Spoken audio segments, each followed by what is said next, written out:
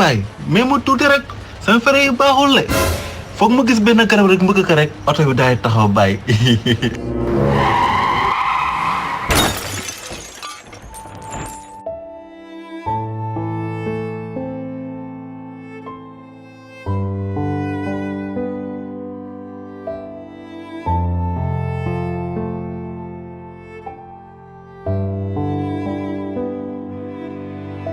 Papa